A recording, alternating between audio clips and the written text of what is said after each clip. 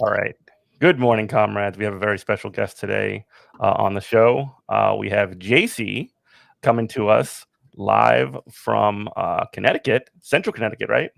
Yep. Well, sort of. I'm right now. I'm in my office. Geography is weird. Connecticut has a lot of weird terms for things. Oh, I'm right now in my office in the Connecticut AFL-CIO headquarters, which is in. So right now I'm in Hartford County, and then normally I'm next door in Middlesex County where I live. So yeah, like I said, you work geography. with the AFL-CIO headquarters? You work with the unions and stuff? I do. It's like my day job. That's Yeah. awesome. So We'll talk about I'm the Western Connecticut Area Labor Federation Field and Community Engagement Coordinator. It's a very long title and a very long name. It's just what I do for work. Right now I'm that. hanging out. That rules, though. That's awesome. I didn't know that. That's awesome. Yeah, I don't really talk about it much just because I'm here off hours. So I'm off. This is for fun and not for work, right? Yeah, this is not sanctioned, so I have to so I can speak freely and say my real thoughts, which are fuck unions. I'm just kidding. Wow. Yeah. Wow. Canceled. Okay. Oh shoot! I just realized it could be clipped out of context, and now I'm remembering I'm live. So this is Okay. gonna. We can straighten that out when it comes up on the internet. That or just like. So anyway, so I guess I wanted to talk to you about some of the work that you do specifically in DSA. I guess what kind of stuff you do, and you say you're an at-large member. Can you talk a little bit about that? So I'm from a small town. Like I said, it's in Middlesex County. So there is not a lot going on. When I want to do go to DSA events, I have to commute. So I'll frequently commute to New Haven, which is about a 30-minute drive for me. And I was just actually there last Saturday helping out with some of the candidates to the Central Connecticut chapter, which I will volunteer with, but I'm not a member of. It's very confusing. So they actually endorsed 3 candidates.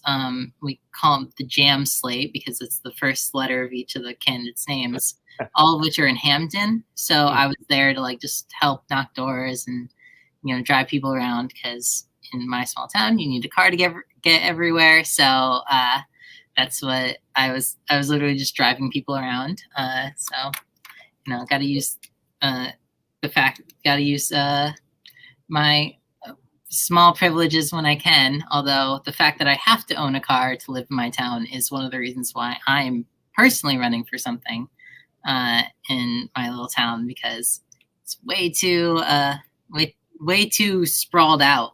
There's nothing. Literally, if I wanted to get to a grocery store, I'd have to walk for 30 minutes just to get there. So by car, it's 8 minutes. Or a similar situation for me. I live in the suburbs outside of New Orleans, and you cannot live without a car here. I was actually talking with some friends just the other day, and I was looking up the status of of public transit in. I live in Jefferson Parish, which is just a little bit west of New Orleans, and it would have taken me an hour and 20 minutes to walk home. And if I had taken the bus from where I was at, which was a 15-minute drive, if I was to take a bus, it would have taken me an hour and 10 minutes or something like that. So if I walk, it would have been an hour 20 minutes, and if I take the bus, it's an hour and 10. So there you go. Yeah. So I sort of skipped around there, but to answer the main question of what I do in DSA, I do what I can. Right. I really want a strong DSA branch in my town. And I'm hoping eventually, the first step of that is I would like a statewide DSA chapter. So that way I'm actually able to, help and do things. Because my town's not big enough to support a full-on chapter. It would be 5 people if I'm lucky, and I would probably be the only one to show up to the General Assembly. Mm-hmm. So hopefully my plan is just to eventually build up something there and have a strong arm to really get stuff done with, because we're a small town. if I could just get like 10 or so people like who are active and with like social and who have like socialist politics, we could actually like fundamentally change how the town is governed, because it does not. There is a huge crisis right now where nobody is active in town politics below a certain age, and socialists tend to be that age. So, it's sort of a win-win there. There you go. And so yeah, the statewide thing really kind of hits home for me.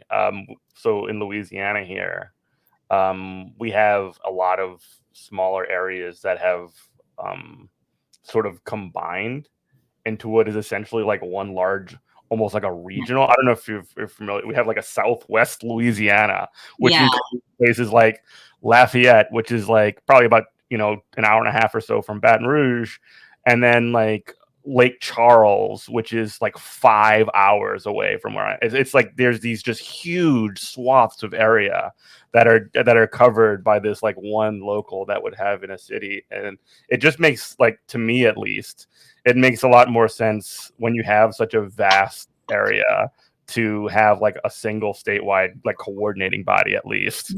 Yeah, because then you can like kind of like reorganize stuff on like what you're actually doing, if that makes sense. So if maybe if people had a statewide organization 5 years ago, like they wouldn't have even thought of a town like mine as like deserving of a branch, but there might be like a strong branch in like one of the nearby towns, like, so it's sort of like, but then if like something, if you get going, like for example, the Central Connecticut chapter had organized a tenant union, and so and it was not in like one of like the major cities, it was just in like another smaller town, not mine, but like a different one. There's 169 towns, so like you could say this about a lot of places. There's New England, there are towns everywhere. Yeah, we love our towns here.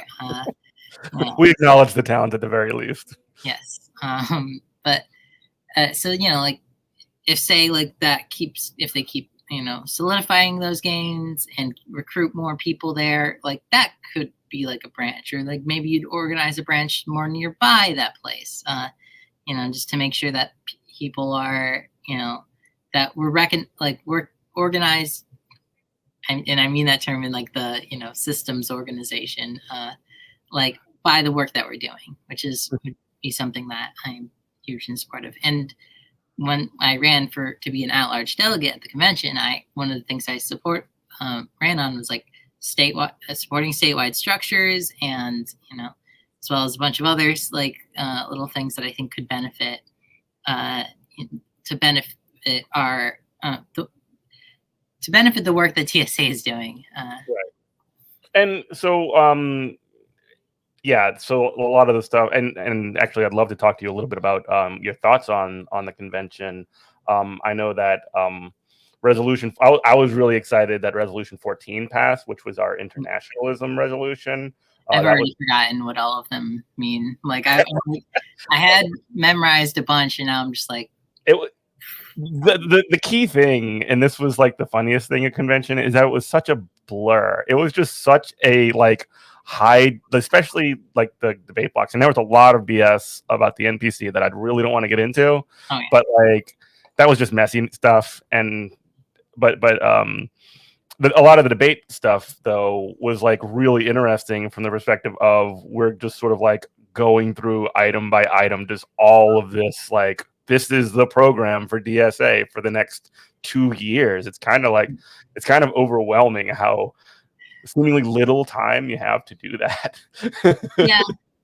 And like there are a lot of things that we were discussing that I was just like, if we had a whole convention that was just about this, I feel like we could really get something accomplished there. But the fact that we're like, this has an hour at most, or like 10 minutes feasibly, is not like, yeah, let's not change that. Maybe we work on that next time. And like honestly, it was just I wish there was more time to discuss a lot of stuff. I also like, just like in hindsight, there was a lot of things that we spent a lot of money on that I'm like, oh wow, like that's a lot of money Like, can we afford that? Oh no, are we gonna go bankrupt? Is this gonna prove like, is this gonna prove every like right wing stereotype that like socialists don't know how to spend money? Like, because that would be a nightmare. Yeah, the collapse of the organization would be bad enough, but getting it from the right wing would be like Yeah, double. I can handle like DSA collapsing. I really can't handle like the Venezuela memes, like that they'd be like, no, I'm getting owned on the internet. That's the worst part, right? Yeah, that would hurt. That would be like, maybe we should look at doing something else because our ideologies would have at that point been completely collapsed, and I would just have to become. I would have to become a libertarian, honestly. Oh no! There's no other solution. We can't let you become a libertarian. We have to do it for JC. Yeah, please don't let DSA collapse. Pay your dues. That's how we prevent me from being a libertarian. Is go DSAUSA.org/join to prevent me from becoming a libertarian fund. Prevent me from either becoming a libertarian and also prevent me from getting owned. Prevent all of us from getting owned. Yeah, that's the two important things. So you actually did speak on one particular item, which was an electoral item, and I thought you did a really fantastic job on that. Everyone seems to think I did a really good job. I know that I was like if you really pay attention, I'm wearing track pants and not like real nice pants, and like I was speaking a little off the cuff. Like I had something prepared, but it was for a fully different thing. Luckily, a lot of the stuff I was saying applied. But could you talk a little bit about what you were speaking to? So it was an amendment. It was the easiest way to say it is it was a dirty break amendment, which I am actually for the dirty break. I'm actually for the dirty break. Like, can you just describe what the dirty break is really quickly, so that there's like a couple different ways that people have theorized the DSA can relate to the Democratic Party. One of them is the clean break. That's leave them now, like don't touch them, don't even look at them, avert your eyes, etc. That's the clean break. Yeah, that's people who are like Green Party or people who are just more support like say like SALT or which is the acronym for Socialist Alternative.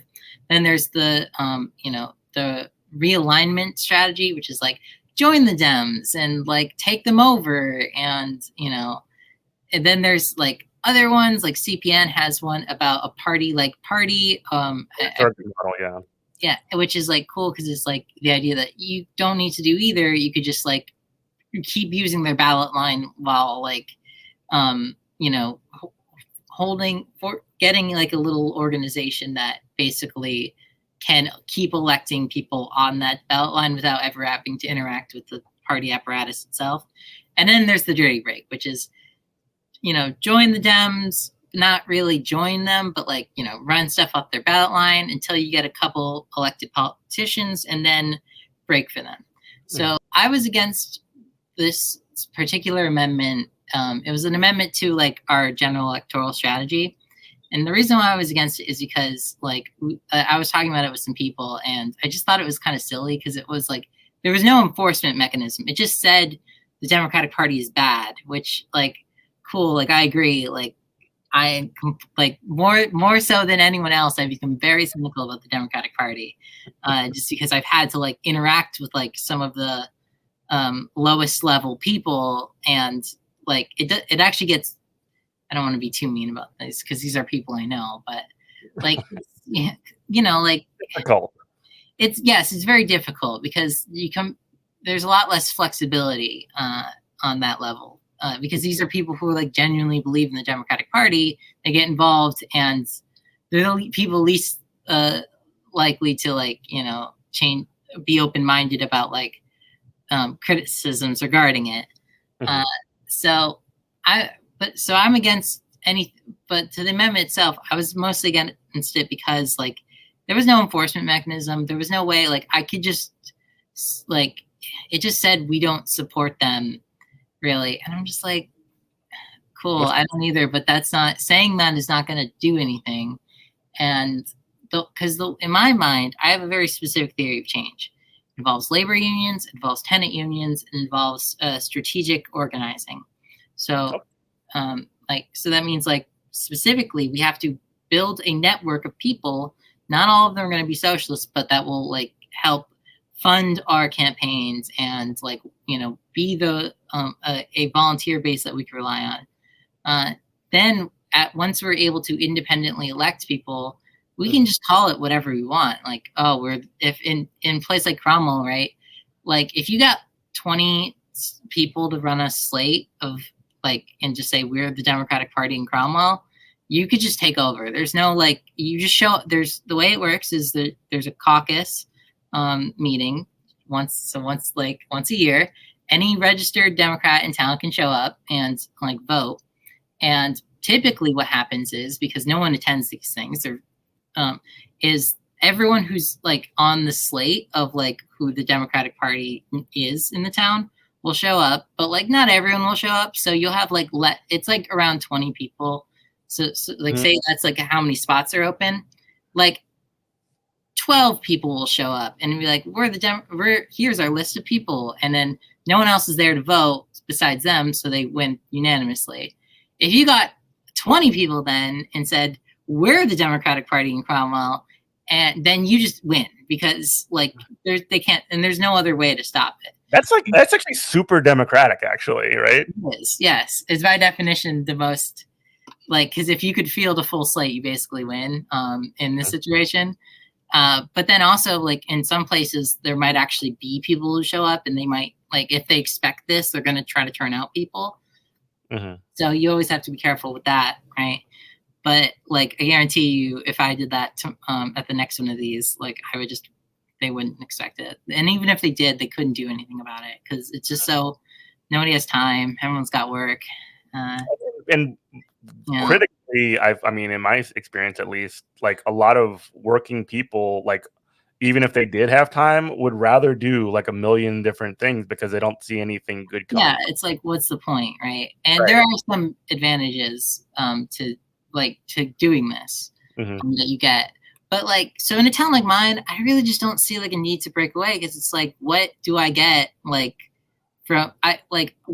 who's stopping me from doing anything? Like theoretically, like I'm not in a major city where there's actually a machine that gets Democrats elected. There's more like registered Democrats in my town than there are Republicans, but yet the Democratic Party keeps losing every election. In 2020, we didn't even have a state rep candidate.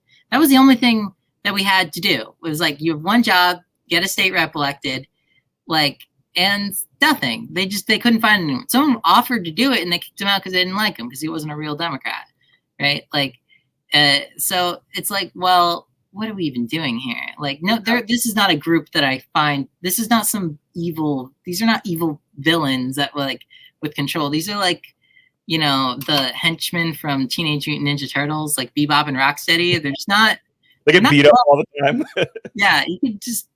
They're not great. They're not good at their jobs. Like and I say that like, and so full disclosure, I'm a member of the Democratic Party in town because I couldn't find anyone else. Because it was like, we have a spot open, and JC's shown up and knocked doors, and literally like 5 other people knocked doors that year or something like that. So it was like, whatever, I guess we're picking her. Like, yeah. Okay, so let me like validate that really quickly and like compare it to like some of my own experience, because and I live in a place, like I said before, called Jefferson Parish, which is right next to New Orleans, which is like, New Orleans is a stronghold for the Democrats in a like blood red, like super conservative state, right?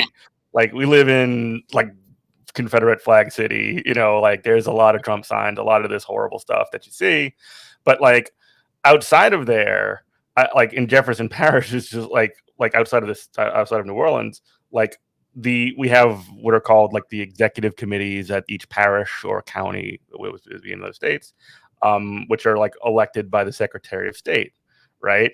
And also we have our state central committee, which each has its own little sections as well. And like I just sort of like on a lark, like with a couple of other like friends, just decided like, what if we just like decided to do, like run for these open Democratic Party seats, whatever. And, I got somebody to actually front the money to the Secretary of State for both races. And essentially there was nobody that ran against me. So I'm on both the state central committee and the local executive committee. And like Yeah. to sort of like bolster what you're saying about like they're not great everywhere. Like, and they're not good at they're not a real party. Like that's like they're not ideologically disciplined. They don't really care about. They don't even want to do that because it's in some ways like against their interest to do it, because then they would have to start kicking people out, and they can't afford to do that. No, they'll take what they can get. And so I'm like, and I'll be, again, full disclosure, like having worked and being like a member of the Democratic Party has not made me more pro. Like people are like, oh, you're getting sheepdogged. No, the fact that like I go to a meeting and no one listens to me and like makes me feel like an outsider, even though I've lived in this town my whole life, has not done a lot of like, I haven't felt very sheepdogged. I feel like it's more of like I'm a sheep and there's a wolf trying to chase me out. Like, so I don't feel very attacked. Or I don't feel like very invited in, I should say. You're welcome, yeah. So yeah, again, like, and them losing has not made me like, again, like in 2020, I really can't stress this enough. Like it was not Bill Clinton, Joe Biden won the town by like huge numbers. Like it was not even like a fair fight, honestly. And then like we didn't run a single person state rep. Like we could have any name. You could just easy throw a name in there. I don't care. Find someone. Say you're the state rep now. You're gonna win. It doesn't matter. Like don't even bother knocking doors. Like because none of them did either. In 2020. I was the only one.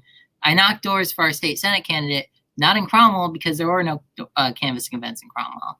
And so my plan is, and why I got frustrated enough. I always told myself I was never going to run for office.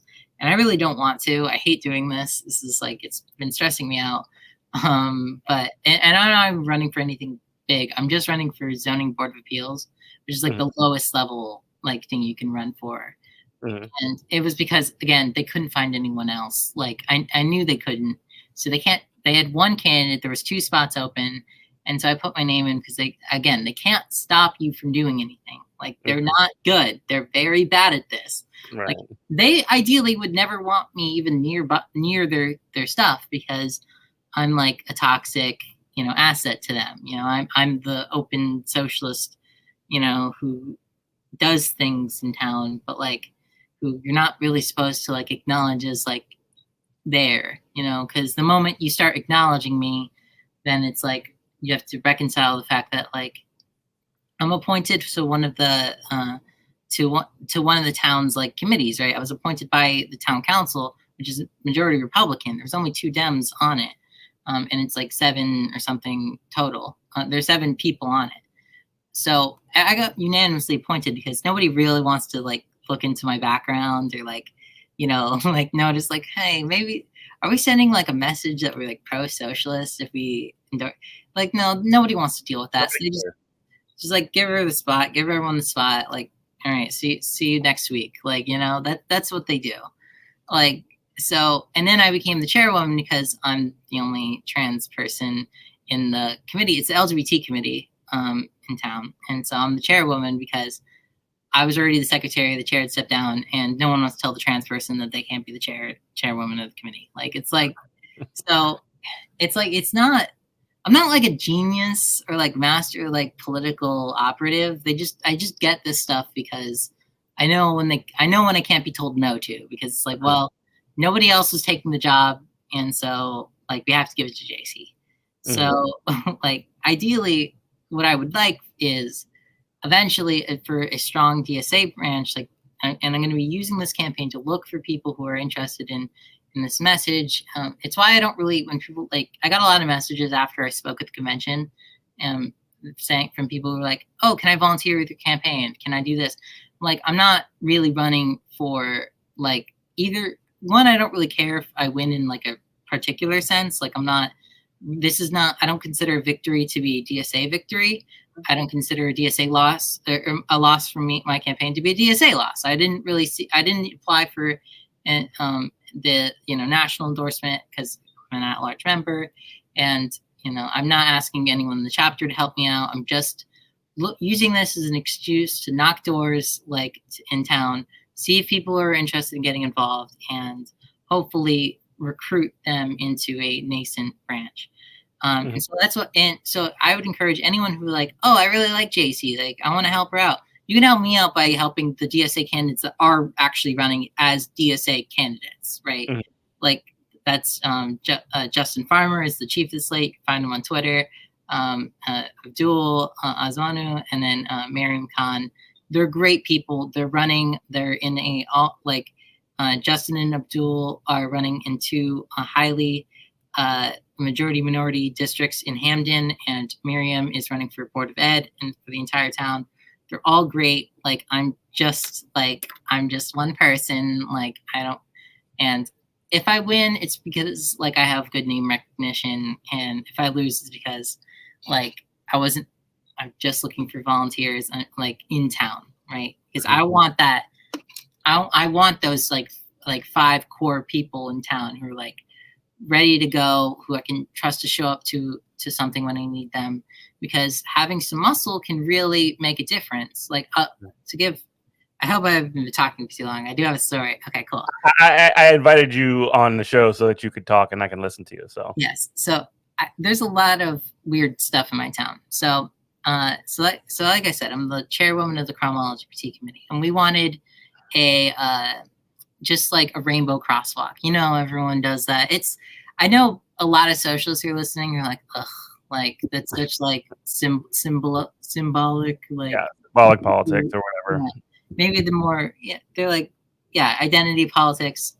This is when you're in a town that's Republican controlled, this stuff is a fight. It's not easy to get. And I'm not in a position, I have used my position before to support real material gains. For example, we, I wrote a resolution in support of right to counsel, and we, I got it passed through the LGBT committee, and then I sent that resolution on the basis of I'm certain anyone here is familiar with how housing affects trans people. It's I think I don't have this statistic memorized anymore. It's a way more likely to not own a home, way more likely to not live where they were born, way more likely to have been homeless, et cetera, et cetera, et cetera. So on those grounds, support right counsel. Hugely disproportionately, like 10 to 1 almost. Maybe I'm throwing that number out there, but that does not sound to me particularly outrageous. It was 2 out of 10 have been homeless in their lives in one survey, right? I think it was something like that. And so I sent that to the I called up someone from the governor's office, and I told him about this resolution my town passed, and he was like, "Oh, I'm a member of the community as well," and hopefully he had passed on. I don't know how much this helps. And then I called up someone else I knew in his office, and who I already knew was a member of the community, and was like, "Can you really push for this?" And we got some money for right to counsel, and it did pass through the state. Through the state legislature. So I do stuff that's material gain. So with that out of the way, what I did with the real fight though was actually this. That actually was not a fight. That was just me passing a resolution. Nobody really knew about the issue. They listened to me speak. Again, you don't tell the trans woman that she can't do something in the LGBT committee. And also I have super supportive members. They're very open. The LGBT committee is way there's never any shade to them. They're so great. There are a lot of teachers there that are super passionate about these issues and really want to help out kids and, who do such great work in our schools. So again, never any shade to them. I joke, but about them not being able to tell me no, but it's because they want to tell people, they want to help out. They're very great people. But so we were trying to fight for this, this rainbow crosswalk though, because this is our town is very the youth in our town are not likely to support for example what's the way, they don't really see themselves as part of the town in the same way. Like they don't feel like the town people in town government care about them.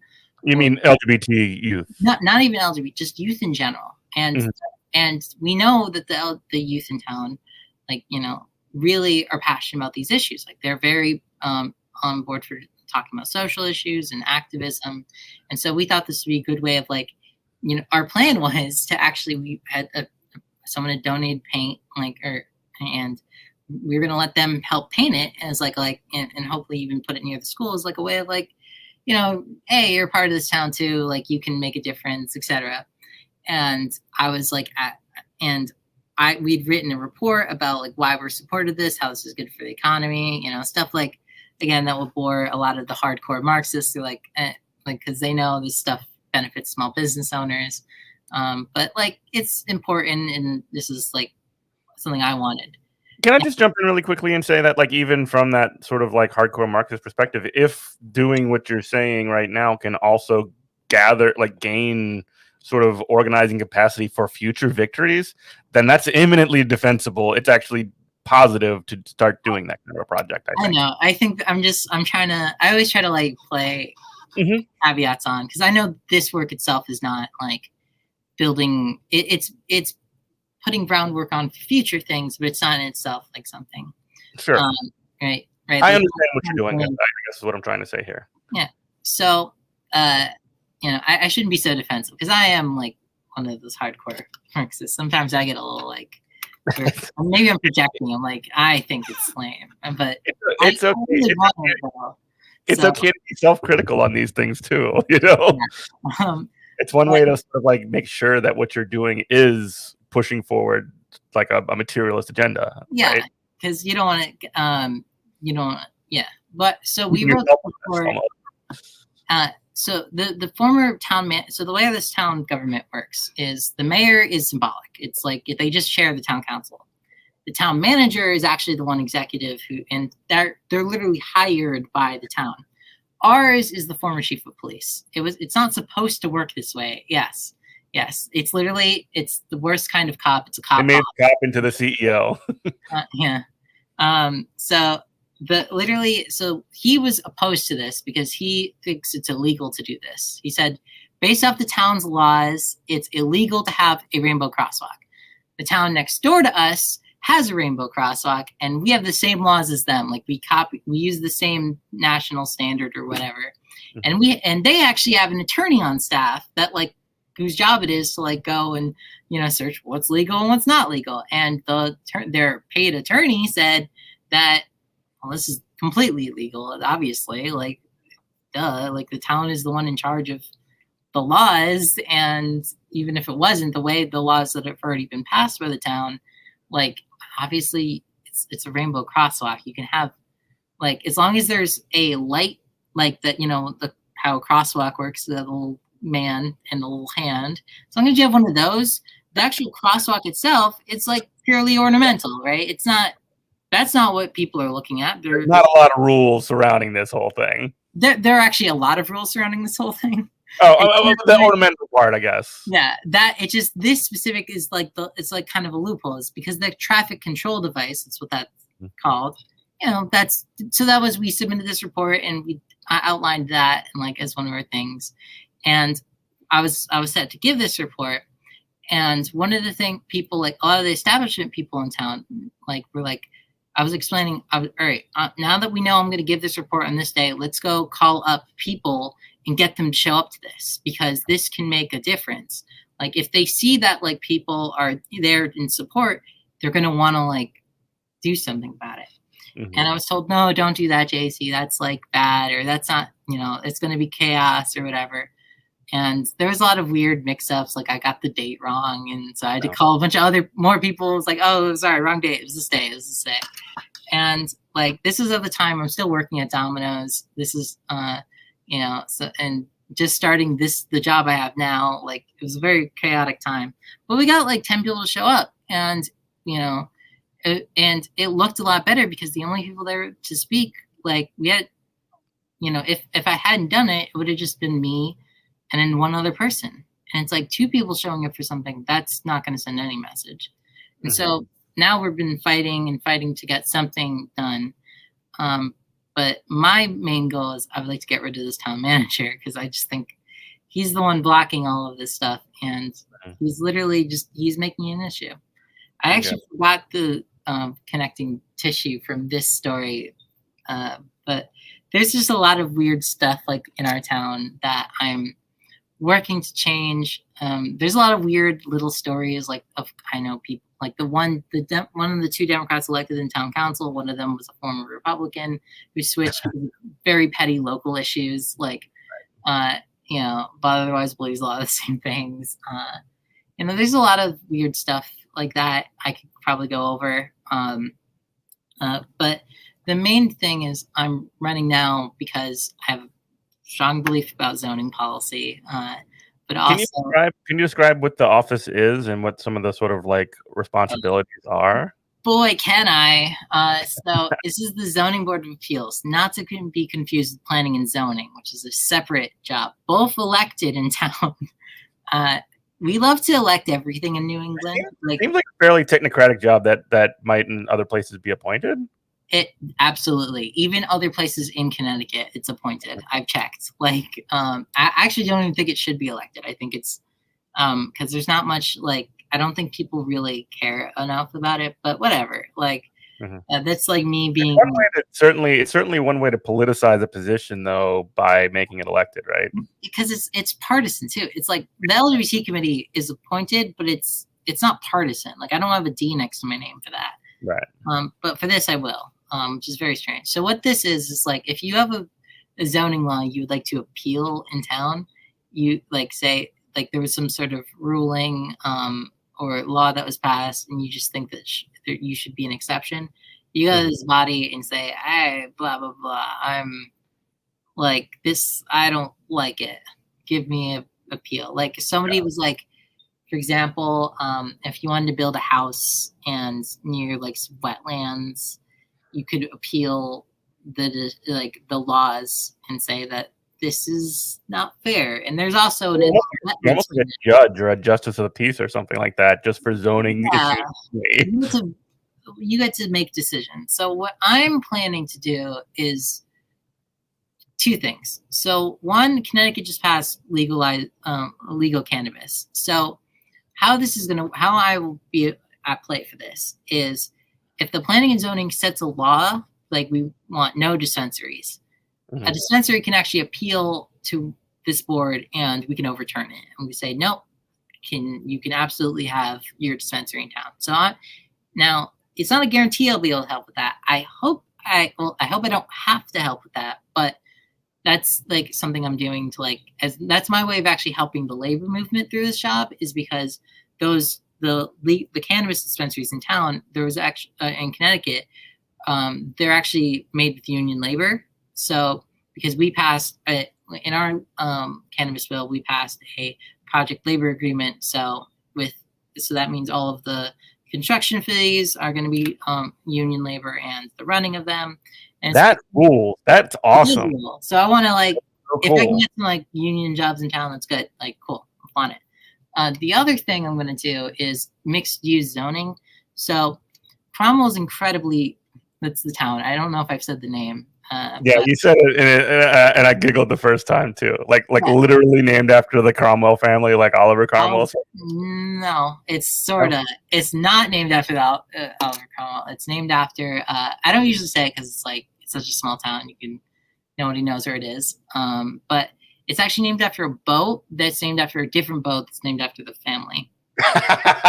So I've looked this up. I know this. Anyone no, it's now I just want to know about the boat. Vessel named after a Navy vessel that's named after the guy.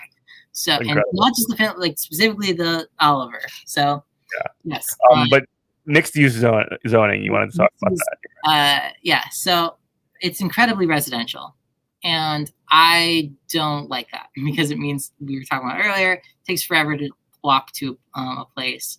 I don't support that. I want Cromwell to use its land better. I think so. If somebody wants to open a business nearby in a residential area and appeals to the board, I'm absolutely going to grant that, just because that's what I'm that's my ideology. Is I just Mhm. we need to better use the land in town.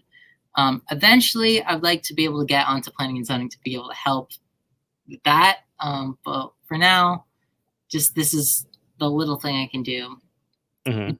It doesn't seem like an efficient use of our land. Mhm. Other stuff that I want to try to do, I've been really researching this, is just like, I'd like to protect the environment if I can, and I'd like, so. But for the actual residential cases I'll be taking, I'll probably end up doing like case by case, like whether or not like I'm probably gonna try to be as active as I can. So, for example, like going to the place, like surveying it, like myself, and like his.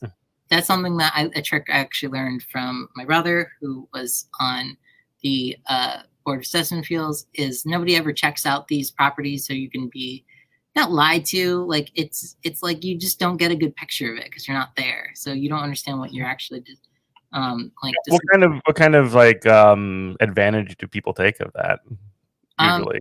If people like, aren't looking at it, I guess. I mean, it sounds like that's rife for abuse in some kind of sense, right? I mean, Maybe not. Did I lose you? JC, you there? You don't get like frozen. Okay. You cut out for a minute, but you're back. Oh, yeah, you don't get. I'm frozen again, aren't I? I can hear you though. Keep talking. Okay, so you don't get like subpoena power or anything. Mm-hmm. I'm just like physically meaning like I'm gonna from the road like look at the place. Like it's just a little thing. Like you don't get to like knock on the door like I'm with the government. You have to let me in because that would be No, it's like you show up like or you just look at it. Just go drive over, look at it. Like does this look right? Like if someone's building a deck, for instance, and they say it's a certain amount of feet from the woods. Go over there, like use your eyeballs. Does that look right? I don't know. It's like just trying to be more active, just like actually like investigate the properties that like we'll be citing on, like asking like, because I mean I'm gonna try to be fair because I don't see an incentive like really like bully people like or anything like or deny requests that I think are fair like. Yeah. But there's like, I could see a situation where like I want to like make an accurate decision, and I think people will actually appreciate that you took the time to actually think about this. Like, because you got to think of it from their perspective. If somebody's like denies you and you can tell that they didn't think about it for very much and they're just doing it whatever, you'd be like, I don't swear. Like I just realized. Go ahead, you're fine. Yeah, like they're gonna fuck you. Like I don't. You didn't. But if you're like, hey, I went to this property and I think this is a good case, or I think there's some issues, they're gonna tell that you've actually thought about it, and they're gonna be like, think this is a more fair ruling. And considering this is the final arbiter for a lot of stuff, you want to be fair about these things. Yeah. At least it feels like you're getting a fair hearing, even if the sort of like judgment doesn't go your way.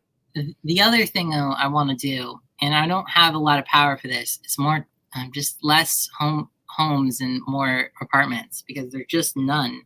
This is a very small town.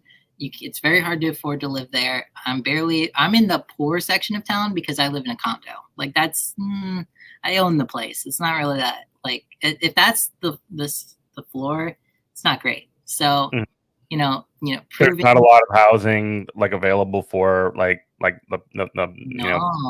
anything low income, anything. There's not a lot of.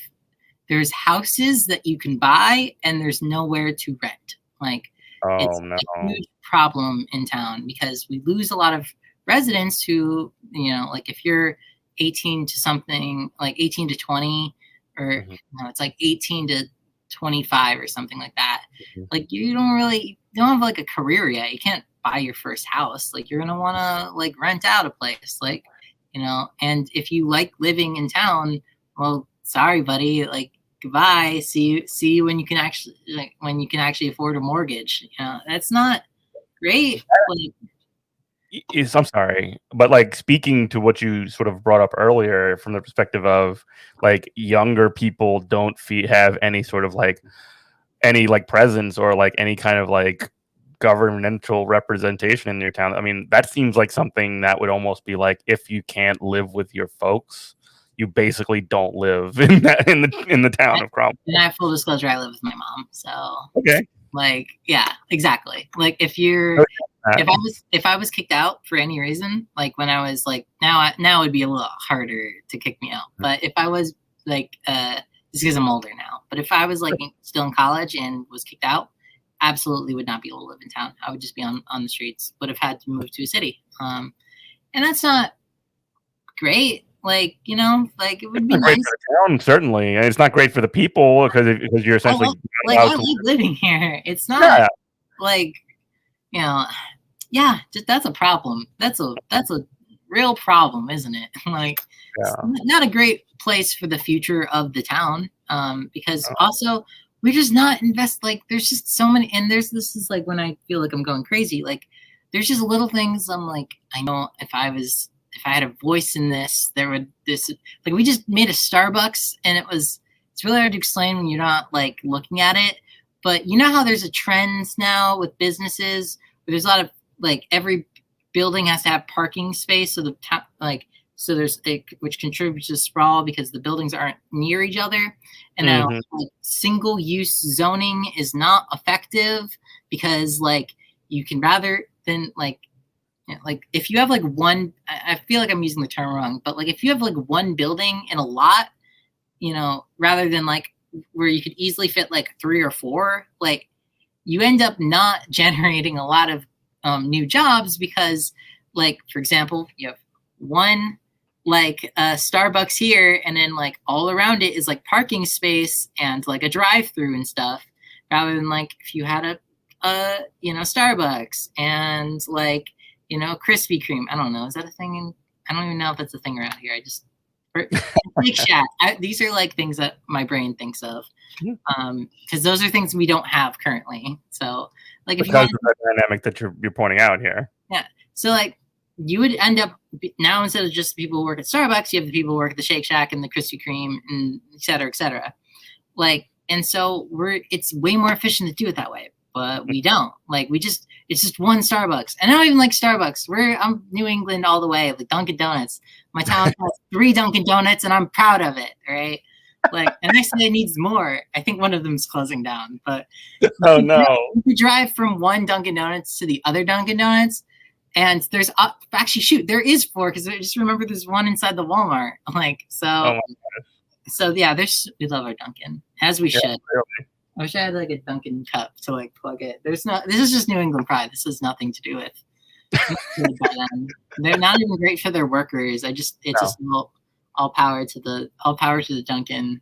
The Dunkin' Donut workers are great. They're great, and they don't get tipped, and it's a problem because in Connecticut. Are they not allowed to get tipped? Are they not allowed to get tipped? No, they don't get tipped, and it's because at least in the one that was nearby where I worked that I went to a lot, I was a Domino's worker. I tried to like organize a union, and so I got in the habit of just whenever I'm at a place, I ask people just basic questions about what it's like to work there and what the conditions are. So, you know, I asked about like, hey, so we get tipped at Domino's. How come you guys don't get tipped? And they're like, cause somebody was like stealing it, and like, so they just took it. I was like, so wait, one person did one thing, and now nobody gets tip money. That's a little sus, right? And by the way, that 100% never happened. The boss made up that story. It probably did. From the way it sounded like, it was probably like the boss is doing it. Like, and, like, but still, like, they took it away. Like, whatever. It's like BS. There's actually a huge organizing campaign in Connecticut for plaza workers, which would include Dunkin', Domino's, McDonald's. Hopefully there's going to be a big organizing campaign. I can't get into it right now, but that's one I'm excited to. Can I ask you though, because you brought it up, and I just got to know more. You said you tried to organize a union when you worked at Domino's. Can you talk about that a little bit? Yeah. So, trying to think of the way to say it without revealing too many details. So there was an incident where something happened that made me feel very powerless at my job. And I felt like I needed to quit. I felt like I was, by being there, I was like somehow betraying my values. And I Mhm. was like, there's only one justification for staying here and letting myself feel more powerless every day. And that's if I'm not going to feel powerless anymore, I'm going to try to build power. So Mhm. I started talking to my coworkers, and we started really trying to uh, like get something together. Uh, and there was even a part where the thing happened again, and we all started yelling at our boss and saying that that's not okay, and they were going to try to fire somebody who was actually the victim of the thing, and we got that person not fired, and like didn't and that was like good. So that was like the one accomplishment I had. There was a lot of other stuff, like we wanted a new oven. Um, like Mhm.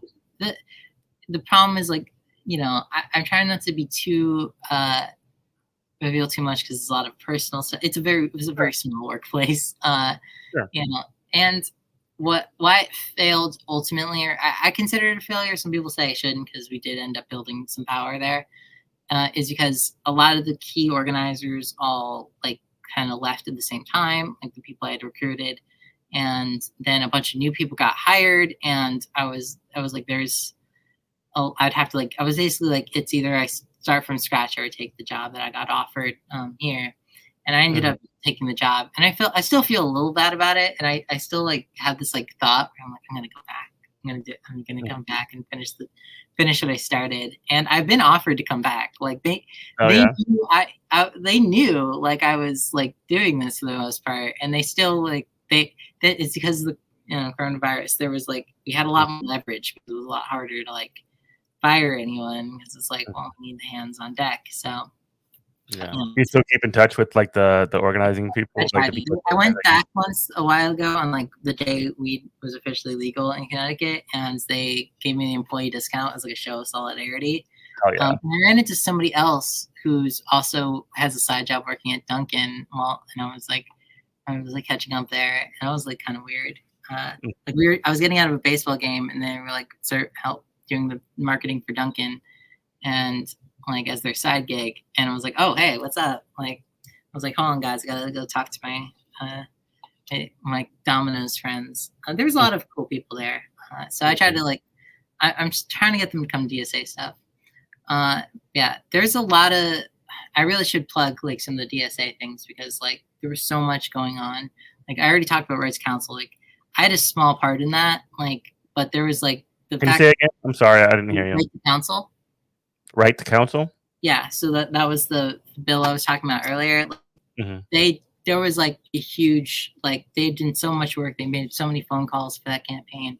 Like they got a huge coalition of people and groups to be a part of it. You know, this this is the Central CT chapter, but in coalition with also the Western and the Quiet Corner chapters. Uh, they've done so much work. It's like crazy. Like the housing work in particular, like the tenant union I mentioned, but like also, there's just so much like the slate that we're doing now. I say Mhm. we, but like again, I'm in the liminal space of it. Like I'm on the border town, man. Like Mhm. not in the I'm not in yet. If there's a statewide org, then I'm sure that they would love to include you within their they ranks. consider me a member. Like I even like do stuff like I have a position as like we run this as like a statewide like working group. So the queer social working group. That's who I partnered with to get. They were the muscle for that event I was talking about with the LGBT, like the Rainbow Crosswalk, when I was like set to give the report. I So called. I'm sorry, just to interrupt. So DSA is a factor. It does have a presence in a lot of this work that you're doing right now. Absolutely. Like one hat, I will not like. I'm wearing a DSA pin right Yeah. here, like because I absolutely I do everything I do is like DSA is like the people giving me the support. And even if I'm not in the chapter, like people sometimes use like I'll work with them to like do and help build power, because it is absolutely the organization that like it, like I'm wearing like a WP shirt, which is like funny, like, and they do a lot of good work too, but like um but seriously, like there is no way we're gonna win this fight. Like people always like talk about like leaving DSA or like that like DSA is on the you know, people who are like critics and like, you know, in their own little rival group. So they're obviously incentivized to say these things, saying, oh, don't join DSA, they're sellouts, like blah blah blah. Like, but in Connecticut, we do so much work. Like DSA members like absolutely are the like one of the driving forces for like good and change here. And we're not like, and what my goal is like I tend to run in a lot of like other circles, like, but I want DSA to be like the, you know, I want it to be like New York, where New York it's like you can't talk about New York politics without and talking about the big players without talking about DSA. Eventually I think that's gonna be the case in Connecticut and a lot of other places. And it's actually really weird to me because seeing how different DSA chapters and groups interact with a lot of these, like interact with their local like conditions. Because like for example, even just in Connecticut, like each of the branches have their own thing. Like Bridgeport, they do a community fridge, like, and that's their way of they work with the local church. They have like which is what's giving them space, like physical space. I know space gets used a lot different. I mean, literal space in this sense. But and you know they run it like they have donations from people, and you know there's and hopefully they're going to try to set up more because it's like in Bridgeport, it's like I just saw like a presentation about this a while ago, but like there's a lot of food insecurity, and so they do that kind of work. In the Greater New Haven chapter, they're doing the slate and some of the housing work. In Hartford, it's mostly housing work, and sometimes like Medicare for All stuff. Like, but you know, it's like just seeing the different work that we're doing, you know, like is just nuts to me. And it's like, I love it. I love everything that we're doing.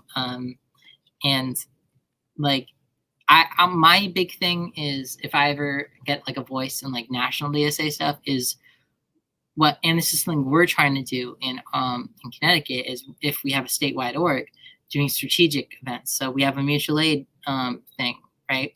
Putting that in a district where we know we're going to run a candidate, or putting that nearby a place where we're going to do a union organizing drive, right? Is having this be like a thing where like everything is interacting with each other, and that we're focusing on certain areas to really build power in a specific region. Like hopefully like that could be somewhere like Hamden, where like, you know, we have candidates that we we do things there to help support them, bolster them, build power, and be a major player in Hamden politics. In a place like my town, I'm hoping that this little independent campaign eventually, like in 2 years, if I'm, you know, God is willing, you know, like even if I lose, it's like if I build up the power that I could be, I don't want it to be me. Ideally, I would like to find someone else. I will if I have to, just because but I'm never going to do anything. I'm not going to be like a congressperson or anything like that. Or even, I don't even want to be in the state legislature. Like you can't, that's a line I will not cross because I really hate that stuff. Like, because I see what it does to people. Anything that pays you, I'm just like, that's out. I'm out. Like, town politics is all free, baby. So free. Do it for the love of the game. Yeah, exactly. That's me. So, you know. I wanted to ask. You brought up some union organizing drives that y'all have participated with DSA. How is your relationship with like the labor unions that are in the area, and also like what kind of? So I work for the AFL-CIO. So obviously, I have a very good relationship. Yeah, I meant organization more broadly. And the chapter as a whole, like, had a lot of former Unite Here organizers. I'm actually a Unite Here member, local 110A New England Joint Board. Yeah. Oh, I got to tell my Unite Here friends that I'm talking to a Unite Here member. They would love that. Oh, I'm like not a major, like it's literally my bargaining unit. It's just me. Like it's because I'm the only employee. But you know, it's good. It's good money. And they gave me a very good contract, so I love it all. Same. And so yeah, but like a lot of former Unite Here organizers. In the past, we've had 1199 organizers on Activism. SEIU.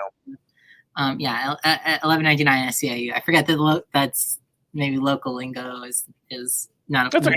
As to the audience. Yeah, and so like that's not as big a thing as much right now. There's like two 1199 people.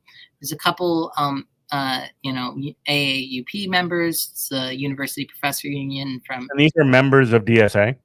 Yeah, these are members of DSA. Oh, nice. Our institutional like interactions have not been where I'd like. Actually, this is from my job side, I should say. Like I do some work with the labor working group as part of like my job. Like I interact and like try to where I work with them to let them know about like what's going on in some of the unions, how they can help, or also just like basically like what stuff is available to union members in DSA. So if we're putting on like a training, like DSA members are free to go take the training. Because it's not. I don't really want it to be. I feel like not to call anyone out. I feel like there's a lot of people who like they're incentivized to do this sort of thing, and then they just use their like DSA stuff to like bolster their job. Their work. Yeah. Not me. Like I am absolutely. I just became like.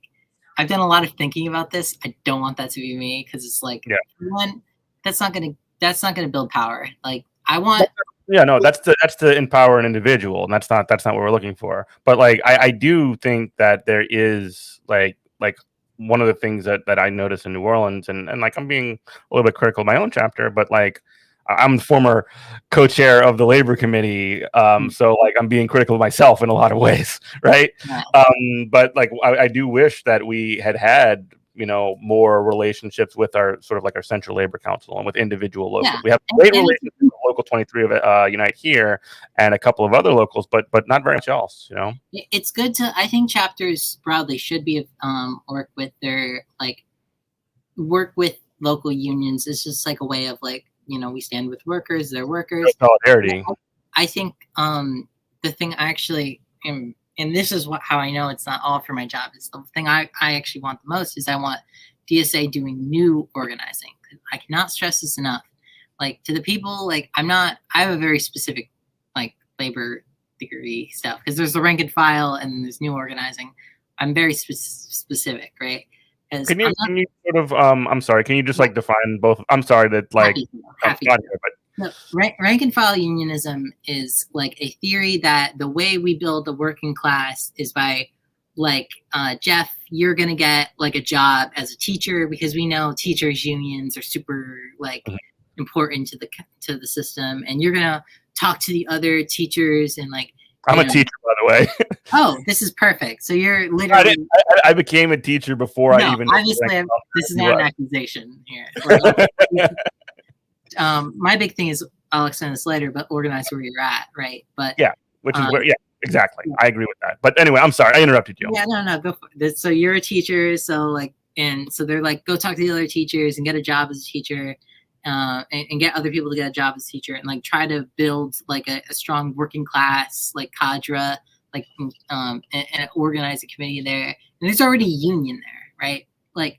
So it's what we're not talking about is adding to the working class, like or adding to organized labor. We're just talking about like invigorating the stuff that's there, and that's like that's not what we're like. That's not getting you anywhere. Like that, in my opinion, right? Like that is a factor. Like that is a tool in the tool belt, but that's not going to solve anything, right?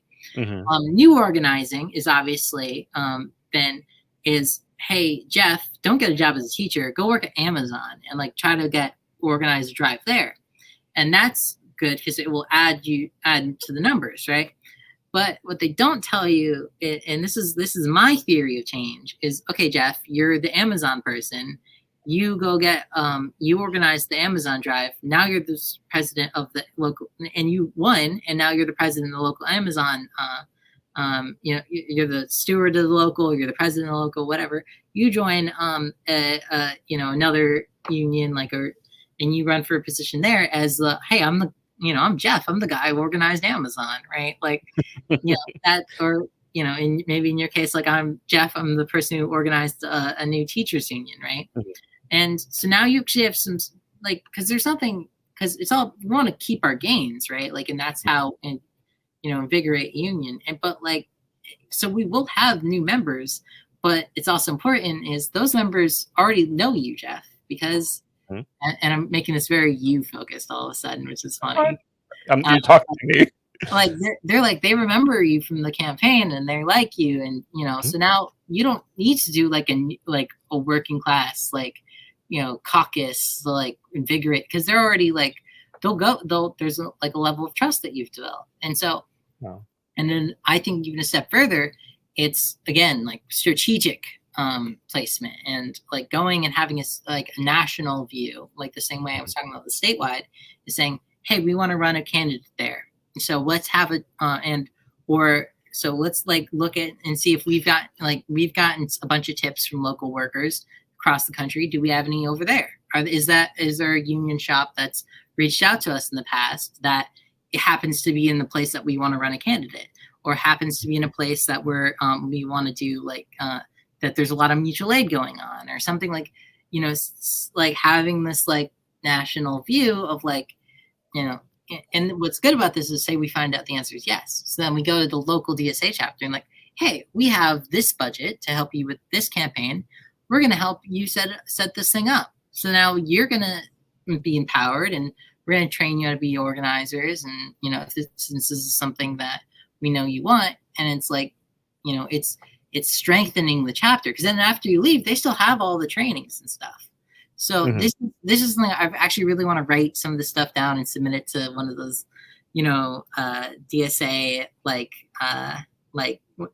of these publications or whatever. Publications that write about how DSA should do things. And it's really just write it on Medium. I think that's the norm in our organization culture. If you ever want to bounce some ideas off of somebody, I'm happy to talk with you. Love it, because there's a lot of important because I just think that how it, I'm not, and I don't want to come at people, I say this is love, I'm fellow comrade, right? But I don't think like the ProAct stuff, this is what I'm saying, right? I'm not doing this for my job, because you can't see it from here. I got a ProAct poster right there.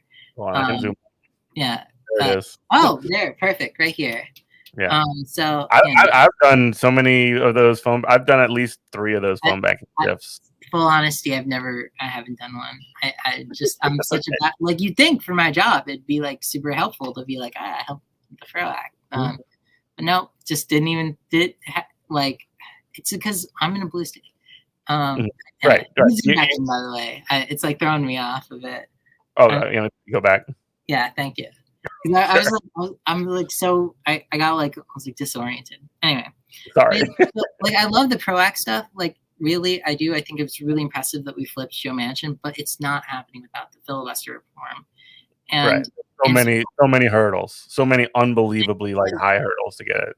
So I think if we just use that talent to pick one spot, because we have DSA chapters of organized unions, using this the weight of our national organization to just really go and strengthen a chapter and build them up and get something. I think we could make a difference on the local level, and we could really be the thing that changes something the same way right now, if you want help from somebody with a national perspective, you have to organize with a union or with an already established one. And that's good. Again, I love the work unions too. But the thing that we really need to think about is okay, well, if we're trying to build power for DSA, we have to have the capacity to start helping get our chapters to learn how to do this stuff. Because union organizing work applies to other areas too. You can do a one-on-one with a tenant. It's slightly different, but it's the same theory, which is why which is why Central Connecticut DSA has a lot of Unite Here members who are training people how to do tenant work, because it's a lot of it crosses over. Like they know how to do a one-on-one. They're gonna and some of them are successful tenant organizers now because there are tenant unions that this chapter has done. And so we're trying to like really focus, trying to take this national perspective and focus it in. And, and for us, I'm sorry, but Kenzo in chat just called for a general strike tomorrow, so we'd have to organize our shop floor now. Yeah. So that's like, and I'm again, like, so it's love. I don't want to come at people. I don't want to hurt people like that. Like I'm for general strikes. Like they're effective. One happened in Palestine. We need to build to that point. Like, and it's going to take a lot of elbow grease, a lot of talking. It can't just be everywhere at once, right? So we have to pick what's our priority. Is like, for example, if we know that there's a congressperson that we don't like, what if we just start getting a militant working class? What if we make sure that working class is in that district? How about, and then maybe. And I think what's really important about what you're saying, and I agree with so much of it. Like the new organizing perspective that you're putting forward, and the sort of like rank and file perspective which exists, they're not in conflict with one another in any way. It's a question of, I guess it's a question of emphasis. But like these are like two different approaches that like need to be a part of a coherent national strategy, which unfortunately I don't think that we have as an organization. It's also an order of it's an order of operations. You start with new organizing because if you get 10 people who they know you, they don't know anyone else, they're loyal to you, they trust you, that's 10 new people into the movement. If you get 10 people that are divided between two people, right, like it's going to cause conflict. And you could argue that my perspective has been like warped a bit. I actually found that I'm more sympathetic to rank and file stuff because I have to end up talking to a lot of people who are already union members. It would help me to, like, if I could make some of those union members like socialists, right? Like, but it is more like beneficial, I think, in the long run for the working class if we can get more people.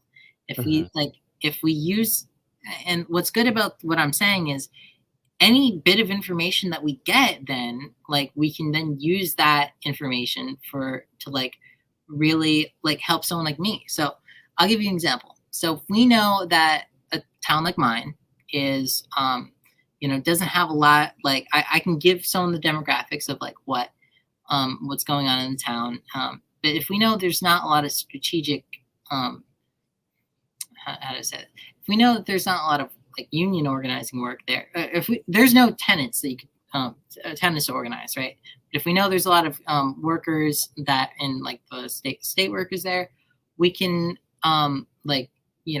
maybe we do an organizing campaign with state workers, right? And to like maybe unionize like a segment of the state government that isn't already there. So we start building those ties. Then or say we learn, for example, like that there is that a local like labor council is struggling for membership, right? Because and that if we just could organize some more unions there and get a flood of new members, well, then we control it, right? Like that's ours now because we outrank. Now we have more members than them. Or hypothetically, like in town, this is the point I was trying to make earlier with my town was like, if we know the Democratic Party here is weak, then it's ours. So now we know that, and any bit of new information can really change the game. And then on a macro level, like what I think national needs to be doing is doing this by congressional district. Okay, well, because statewide they're going to have like this granular view, but then it's like, okay, well, what's going on nationally? Well, we know maybe they'll realize that some of the congressional people in Connecticut suck, right? And that we could potentially over the course of a while, like we could actually take over some of these. Like these are doable, and so they're going to help out Connecticut people.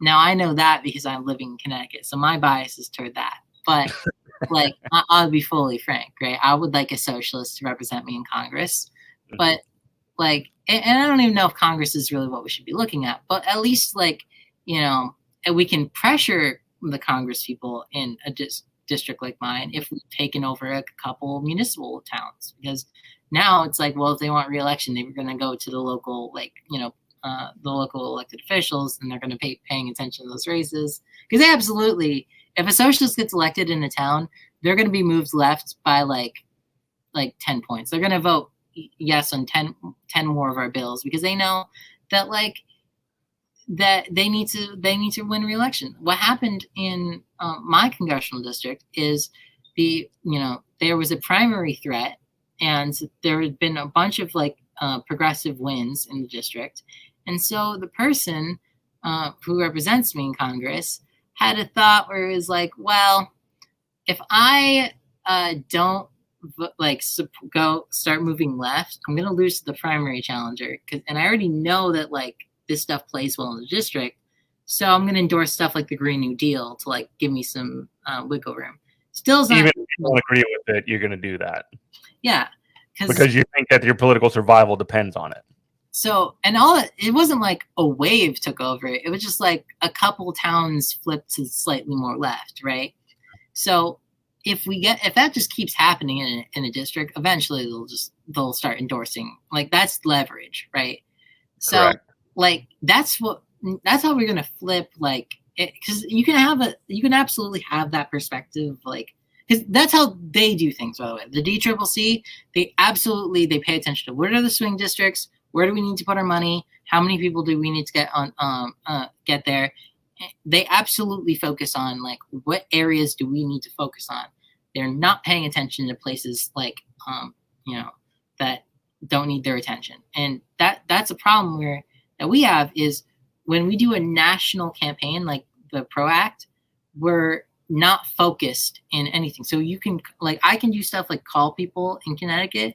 I can call people who live in a different state because they haven't endorsed because their senator hasn't endorsed it, but I'm not really any more effective other than that. But if like there's a local campaign, like just think about like Bernie, right? Like if when New Hampshire needed Bernie volunteers, you bet your fucking ass Connecticut sent people there. Like we sent caravans of people. So did Massachusetts, so did Maine, so did everybody, because we knew that this is important.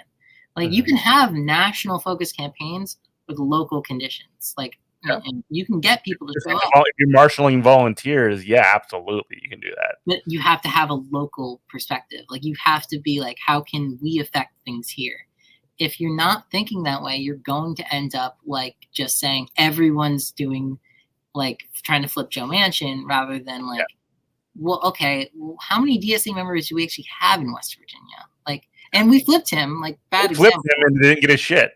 Like, because we need filibuster reform, but it's like whatever, right? Like, I don't know. And I'm backseat driving here, so. No, but I think you're putting forward like a pretty coherent perspective. I would like to see this perspective because I feel like there's a lot of like chapters should have absolute supremacy, and then like and then national should have absolute supremacy. I'm like, why can't national just? And maybe this is like caucus stuff, but like it's like why can't national just help out a chapter?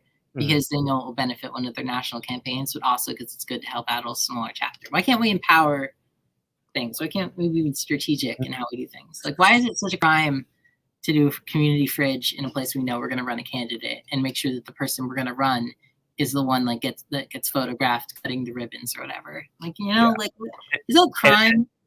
It's not a crime, and that comes down to a certain question that kind of keeps coming up. That's like it's seemingly interminable. This question of like, oh, like is mutual aid charity or whatever, and it's like I'm not mutually agnostic.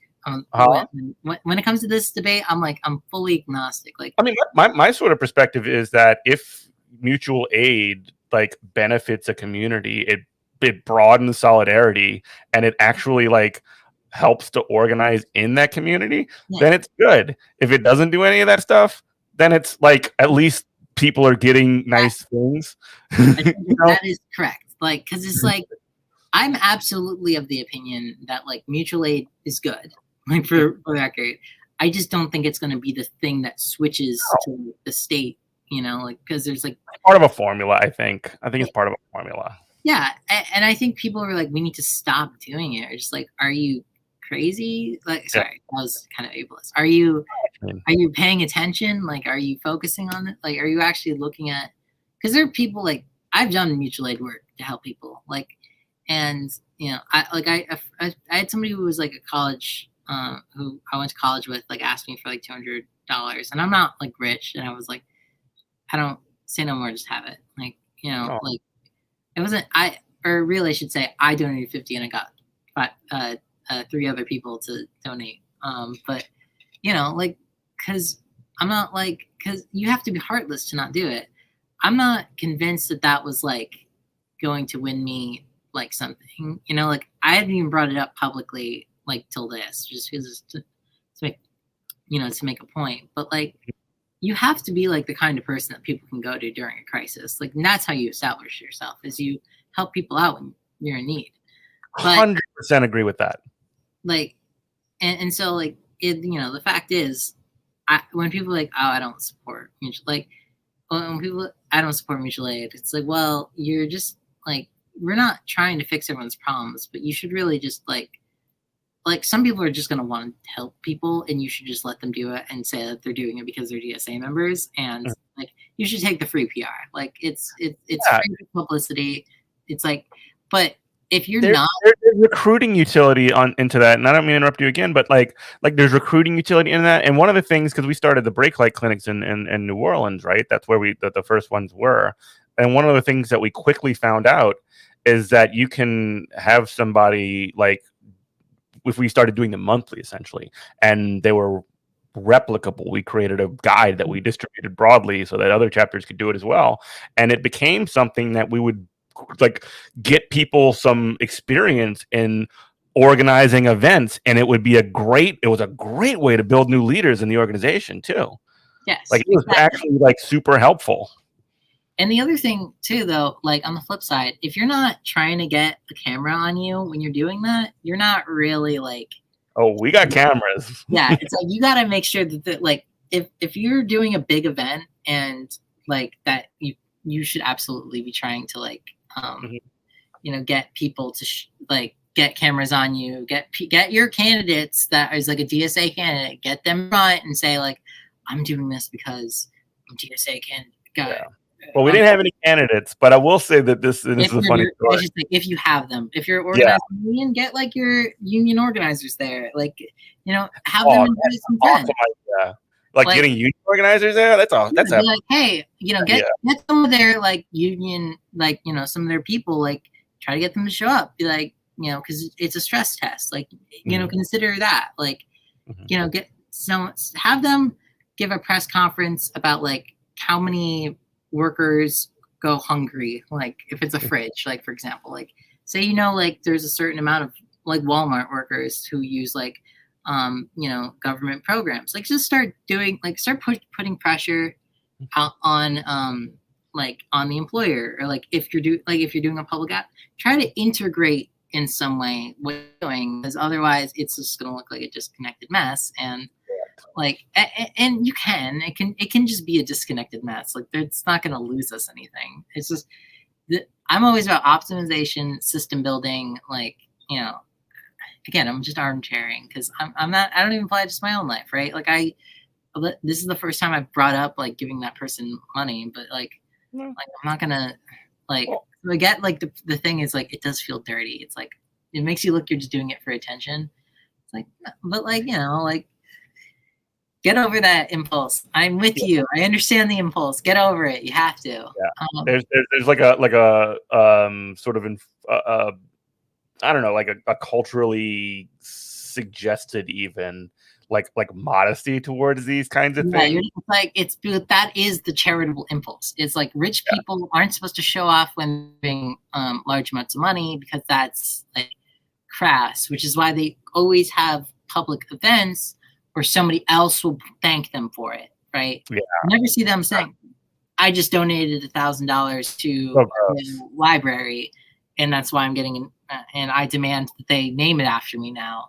Mm-hmm. No, it's always it's always, we thank you for donating to the Yale Library, and that's why we're naming a wing after you. Right.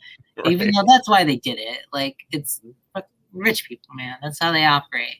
The worst. And so, like, and a lot of it comes from my perspective of like, I've done a lot of things. I'm not trying to tell people what to do. I'm just asking that, like, when you do something, check in with people, have like a, like, make sure you're doing this in the way that's the most helpful, because there are ways to do it that can be helpful, right? And this is not a conversation. These are conversations we have all the time in Connecticut, just because we're like we had a conversation of, is it helpful to actually endorse JC's campaign? And we even though it's outside of like our area of influence, right? Like part of it was like, I'm at large. There's no advantage to like the chapter will not be able to help whatsoever. They don't have the amount of DSA members in my town, so they just wouldn't be a help, right? So it's a series of those things, right? We're not going to be a help do anything, and I'm going to be doing it anyway. So and I'm going to be telling people I'm a DSA member. So there's not benefit, but in 2 years, we could have a serious, a serious machine here. And that's what I want. Is I want more and I would like stuff and something for example, a community fridge is not needed in my town. So if say a bunch of people were oh, we really want to do a community fridge, I'm we're the town, the medium income is, people are not food insecure in this town. But if they were let's do a little free library, or for example, there are community gardens already in town. If we wanted to make a big show about being there and planting stuff there, and there's absolutely always be strategic, right? You want to hit the neighborhood and the community where it's at. You don't want to create something that it doesn't need. And so people are always we always have these debates. I'm actually a part of I should also plug this, I'm part of a statewide Connecticut caucus as well. And this is one of the things that we've had a bunch of conversations about this, about how DSA's direction is going. And that's why I was elected as an at-large delegate. And that's why I was also sort of representing the fact that there were a lot of people in Connecticut that were kind of gypped out of spots at the convention because they're at large, but even though they live, because there are a lot of border towns that we're suburban, we drive to do stuff, but we're not in the chapter. So we're sort of representing that faction, or not faction, you know what I mean? This group, this formation, I guess you could say. Yeah. So I was I'm representing all the underrepresented, because it's not the chapter got delegates for those people, even though there's a bunch of us. So I was sort of representing them, and I was happy to do it. And then also but one of the things, but I'm kind of elected as a as part of this caucus, and it's Connecticut DSA Transform Caucus. We're trying to be kind of the Red Star, or I don't know. I don't really get into that stuff, but that's sort of what our political program is, I guess, is what I've been talking about a little bit with strategic organizing, strong statewide formations, and so not being strategic about how we leave the Democratic Party, because you should give people flexibility on the ground, right? Because that's the other thing that bothers me a lot. I could just rant forever, but because if Connecticut has laws that are completely different from other people's laws, we could have a third party that's a DSA third party and still endorse Dem candidates, because we have fusion endorsement, fusion voting. Mm-hmm. Yeah, so, that's how the Working Families Party does it. And I always hate that it never comes up. Mm-hmm. Yeah, the Working Families Party model doesn't even apply to here, because we have an entirely different. You need to take that. Sorry, I had a phone call. I have to text them. Okay. But no, we have a completely different model of voting structure around here, and it's just and WFP doesn't have a presence down here. But the point that you're making of organizing where you're at is super key and super critical, because things are different in many different places. And I guess wow, can you believe we've been talking for almost an hour and a half? You're so easy to talk to. I try to be. I was nervous when I first. I was oh man, am I gonna have enough things to say? And then when we first started, I was jumping around a lot, so it was there's a lot of stuff I could get to.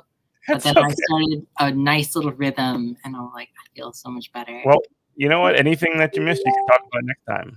You can talk with. Yeah, I'm like, I didn't even tell people. Like, I feel like I should have been like, oh, talked about the Porch Girl story because it was like a funny like. Okay, definitely doing Porch Girl story. Let's go. Okay, so I spoke at the convention, which you already mentioned, but the way I spoke was like really.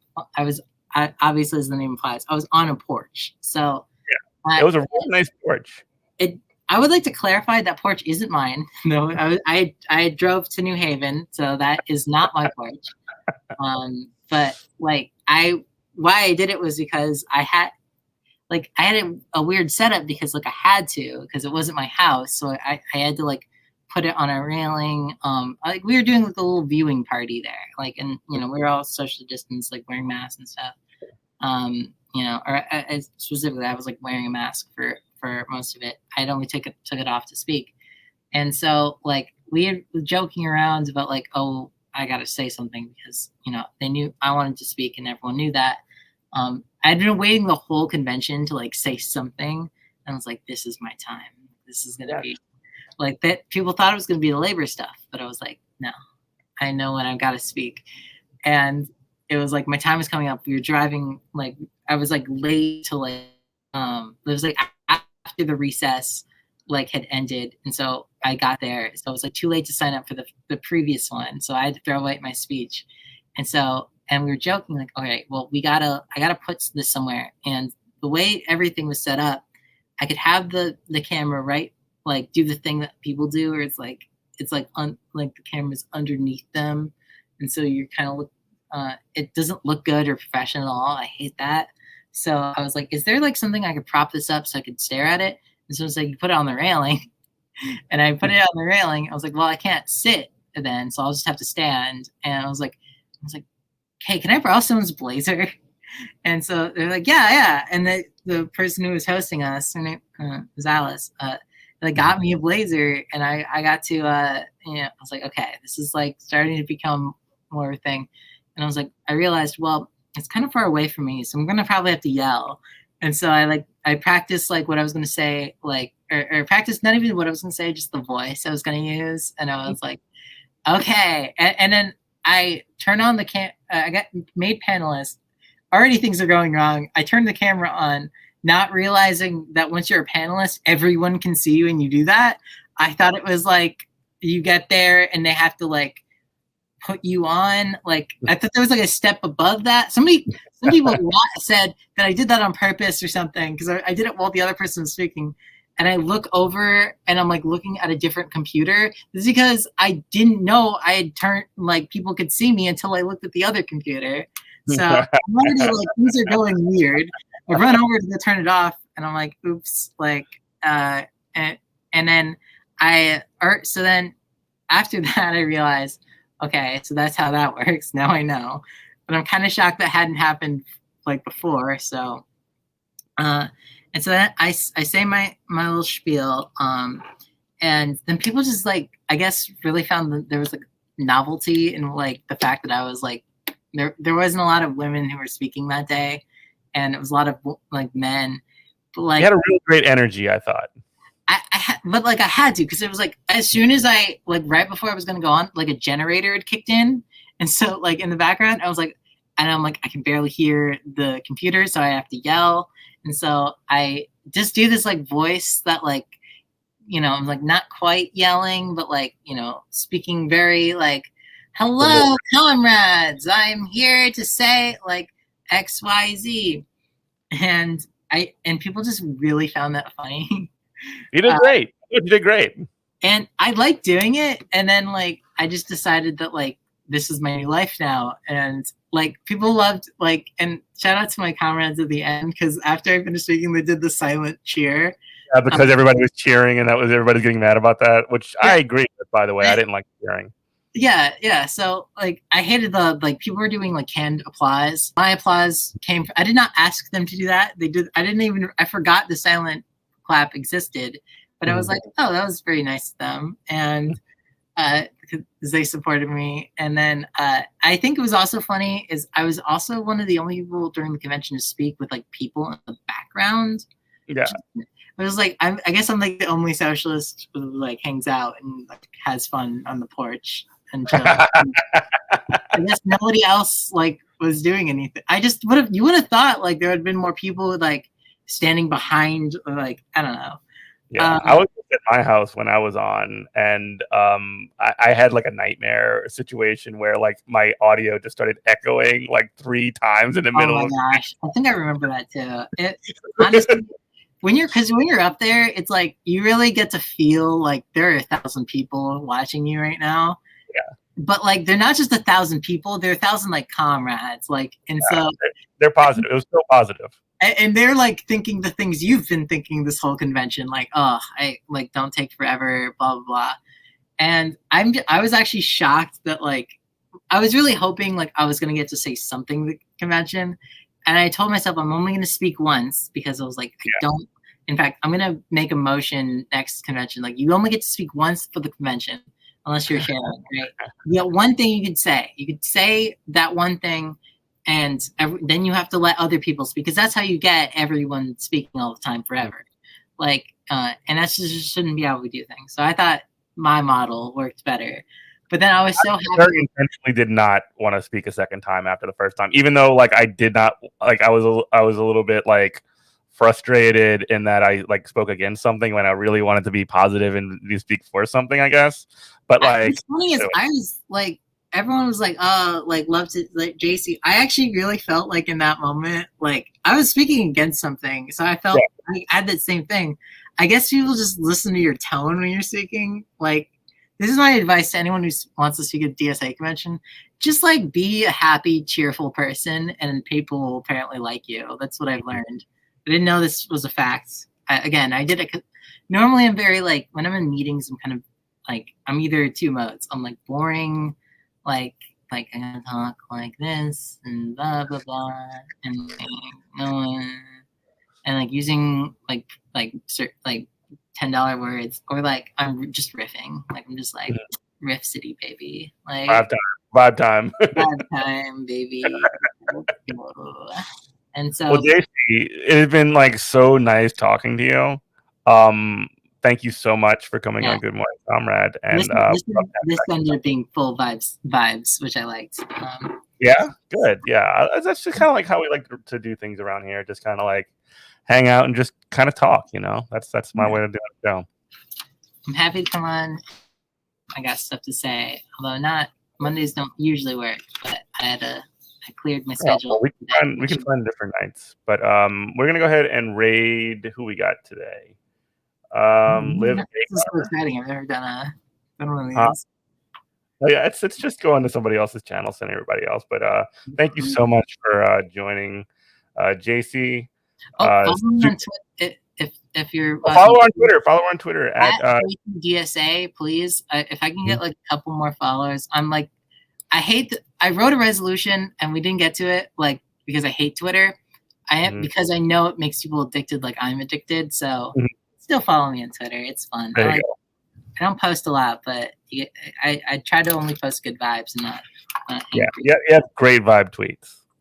All right, have a great night, everybody. Bye. All right, they're gone.